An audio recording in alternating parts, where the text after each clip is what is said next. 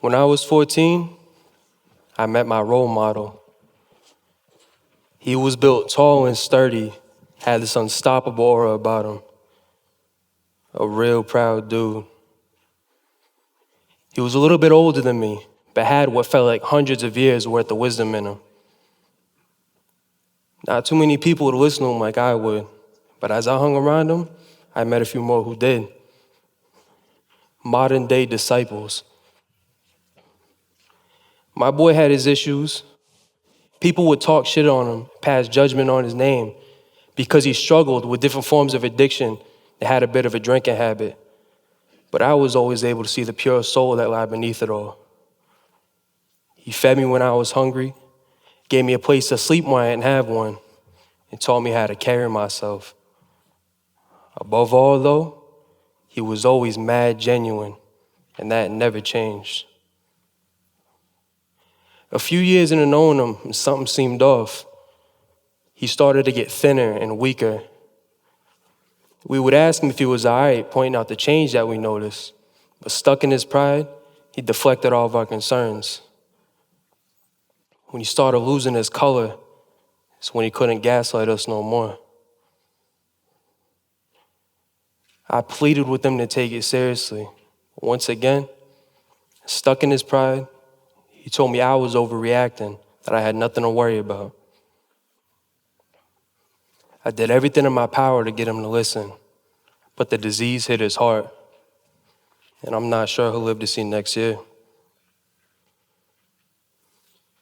He always carried himself with this philosophy of stoic pessimism, the idea that everything can and will get worse, but that he'd always be able to take it on the chin. In any other situation, he might have been right, but he's on his deathbed now. His philosophy can't carry him. I spend as much time as I can going to talk to him, and through his strained breath, he tells me that in all his strength, this was never something he ever could have fought alone. He understands that every day he's getting closer to death. Sometimes he even tells me he can feel it. There's a lot of regret in his voice. When I speak to him now, he listens. I try to help him work through that regret and let him know that we'll keep his legacy alive and his word heard. My name is Prophet because I serve as the middleman between the wisdom he showed me and those who need to hear it. I've never felt more pain than having to grieve the loss that I know is coming. Without him, my city won't be the same. Why? Because he is the city. Fall River, Mass. And gentrification is killing him. For a death like this, there ain't no funeral. Fall River was shaped by its role in the Industrial Revolution, specifically as one of the top producers of cotton textile in the world. While enslaved people were made to pick cotton down south, the rich up here funneled it into mills where men and women of almost all ages toiled for pennies so that they can fill their dinner pails and starve a little bit less the next day. The sky was full of smoke and soot, and raw sewage ran in the streets. Children who didn't look old enough to lie about their age and work in the mills would spend their days scavenging through trash, trying to help their families survive. Unlike other industrial cities in New England, Fall River was famously cruel to its poor, referring to workers as merely an extension of the mills and machinery and nothing more. Fall River has always been a place where the greed of those who got comes before the needs of those who don't. And 100 years later, that Fall River still exists. A good number of those mills still stand, although we're missing a lot of those smokestacks. The tenements and triple-deckers built 100 years ago to house the workers are still inhabited by people who are trapped in a constant cycle of poverty and low-paying labor, proving the myth of upward mobility. I could tell you firsthand, the conditions we live in now ain't too dissimilar from what they had going on then. And we still don't make enough money to be considered human beings. Now, for some of y'all, That might be a depressing summary, but it ain't like that for us. We lived through that, and we take pride in the fact that we can survive that. We understand most people can't. We don't expect too much to change, and how could we? It's been like this for over 100 years. That is, until something called artwashing brought the gentrification that's killing my city and making it damn near impossible for any of us to stay up. Artwashing is a process, a genius process, one that's extremely effective and efficient at what it does. A process designed to pull the wool on us, sometimes getting you to have a hand at your own destruction. The people behind it are what we call pilgrims, the aggressive gentrifiers, those who are actively colonizing and killing the city. They'll create a problem to pose themselves as the solution. Ignoring everything you came up in, they'll try to tell you there's an absence of culture and an absence of identity. The pilgrims will go to war on all they deem as undesirable. They'll power wash the graffiti, send cops to slice up tents, and make it illegal for you to play your music. When you step outside, you'll see more cops and cameras than people. It'll feel empty. And they'll lean into that, claiming not only does it feel empty now, but that it's always been empty. Opinions that agree are amplified, and those who don't are drowned out and hushed. Arts organizations and nonprofits will spring up, funded by specific grants and investments. These organizations, along with business owners, property owners, developers, and the local government, will work together to decide what the new identity of your city is. Sometimes loosely based on aspects of the city's old identity, but always missing key points. They might pick certain colors, certain fonts, certain types of music, just a general set of aesthetics that's mad confusing to locals. And from this, you'll see a false identity arise, one that they'll try to use to fill the void they created. When you press them on it, they'll claim they gather community input, but 9 times out of 10, they gain your community input on a meeting that neither you or anybody you know even heard of. And even if you did, and you showed up and you spoke your piece, they wouldn't have listened to you anyway. At this point, the physical art washing begins. They'll start by claiming a section of your city and rebranding it as an arts district or a cultural district. If they're feeling extra creative, they'll call it an arts and culture district. Once they section off a piece of your city, they'll bombard it with false culture, oftentimes redirecting resources people need from elsewhere and neglecting others. This is when you'll start to see every available wall filled with murals, parking spots filled with benches and plants, and old signs will get redesigned. Something they tend to do that I find mad interesting is they love to implement this thing that they call wayfinding. You know how when you go to the zoo, in certain spots like it, there's little signs that point you to where the gift shops and bathrooms are at? They love putting signs like that up just in the middle of your city, directing people to certain spots. But let me ask you something. If you're from a place, why would you need signs to show you around your streets? This is a good example of one of the most effective ways to identify art washing, identifying who a project is for. The pilgrims will say what they're doing is for everybody, but the whole time, they're serving a group of people who ain't us. The pilgrims will say the murals that'll make people proud of where they're at, but if the identity don't even line up, what's there to be proud of? Miss me with that. The pilgrims will say they're making more pedestrian-friendly streets, but they're making them damn near impossible for the people that's living on them. Miss me with that. They'll have thousands of dollars to redesign every sign while you're neck deep in bills, fees, and fines. Miss me with that. Despite what the pilgrims say, what they're doing is making your spot more inviting and desirable to a group of people that we call neutered. The mindless gentrifiers, those who are unaware of what they do. But still, the difference between a pilgrim and someone who's neutered is like the difference between murder and manslaughter. It's all homicide. The neutered will start to trickle in, funneled into these arts and culture districts, and the people around you will start to look and act mad foreign. Prices for everything will rise, and when you step outside, you'll hear your city somehow top the charts for the top 50 up-and-coming cities to visit. When you spoke the name of your city to out-of-towners before, they'd widen their eyes and hush their tones. But now they'll play in your face trying to tell you it's actually some sort of hidden gem, like they know more about it than you do. And now, everything is neutered. In come the condos, single-family homes that you'll never be able to afford, and now your landlord wants you out because the pilgrims could pay more in rent. In come the trains connecting to larger and more gentrified areas, where those same pilgrims could pay less rent in your spot, but keep their higher-paying jobs elsewhere. In comes the Starbucks, Chipotle's, and Chick-fil-A's, the landmark trinity of a gentrifying area, where pilgrims can wait in lines wrapped around the building and pay $30 for $10 worth of food.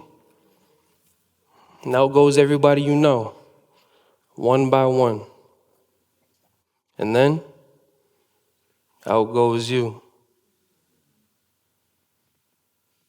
As of me speaking to y'all, this is where Fall River's at, staring death in the eye. I watched it happen. When the pilgrims came, I was there. I watched them create an identity that they're still pushing to this day. I watched some of my closest friends do a complete 180, giving into the pressure and becoming pilgrims themselves. I helped them paint a couple of those murals, and I'll never live down that guilt, because after I helped them paint those on their side, I watched it creep up to my side, then my hood, then my street. I watched it move house to house to house, like the angel of death, until it hit our house, and we was out. It hurt. I spent years solo trying to tell people, and it's only now that people can even begin to assign meaning to the word gentrification. I'm on this stage speaking to y'all now, but my city already took so many casualties to it. I'm late, and that hurts. But although it might seem impossible, it is possible to fight artwashing. The more it progresses, however, the harder it is to stop. So you want to catch it in its earliest stages. Initially, the pilgrims are concerned with how you feel about what they're doing. They need your approval to gain legitimacy. But let me tell you something. Once you give them that legitimacy, they get the backing and the funding they need. And once they got that foothold, the optics don't matter as much, and your opinion no longer matters. So evaluate their intentions and disrupt the process. Don't let them sweet talk you without having their actions line up with their words. If they want you to trust them, they need to serve the people first. Make them prove through their actions that their intentions are straight. If you're able to identify that pilgrims in your city are trying to artwash, make every effort you can to stand in their way. Show up to their meetings and call out when their actions don't line up with their words. Make sure everybody around you understands what's going on. The pilgrims will try to fly under the radar for as long as possible. Show them this talk, making it possible for them to do that. Learn their strategies and know their patterns. Hold artists and spaces to a high standard. When they start making moves in your city, ask yourself, who is this for? Who does this benefit? How does this benefit the people? Artists aligned with artwashing do it for either the money or the reputation without considering the consequences of their actions, and by default, aid in the killing of your community. Keep these people under the microscope, because the money they get could feed, clothe, and house somebody. When it's done right, public art has the ability to represent your people and your community, to fight the false identities that pilgrims create, and to directly aid in the survival of the people. Spaces also need to be held to a higher standard because they're used by pilgrims as anchor points to attract the neutered. And there shouldn't be a single spot in your city that alienates you in favor of some pilgrims. Writers, get prolific. Y'all own the streets. And if you see something that ain't up to par with the streets, y'all got every right in the full capacity to regulate, regardless of what they say. Y'all hold the cards, because believe it or not, they can never stop the endless river of writers that flows within every city. Don't stop, don't compromise, and whatever you do, do not let them co-opt the culture. Keep it raw.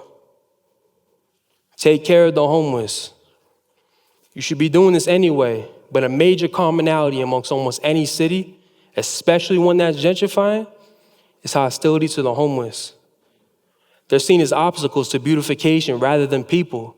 And there's a lot of people with money and power who make intentional moves to get rid of them in any way they can. Keep in mind, the homeless are not a group of outliers, because a lot of us are one step away from being in the same situation ourselves. Consider them in every move you make. Everything designed against them had to have been made by an artist who's either intentional or ignorant of what they do, and both are unacceptable. Gatekeep everything. Don't go telling new to people the spots you like, because they'll just go and drive up the prices. No, it's not helpful by giving that business customers, because at the end of the day, it eliminates a spot that's more important for locals than people realize. Think about it like this. Certain spots are part of a neighborhood's ecosystem, and neutered people throw off the balance like an invasive species. Neutered people almost get a high from infiltrating local spots. They feel like they got rare insider knowledge that they can brag to their friends about. It's parasitic. If you want to help that business, put people on who fit in with the culture instead. Don't be neutered. Don't switch up how you act and carry yourself to fit in, because your value to them is as a commodity, and that's it. They want to hide behind you.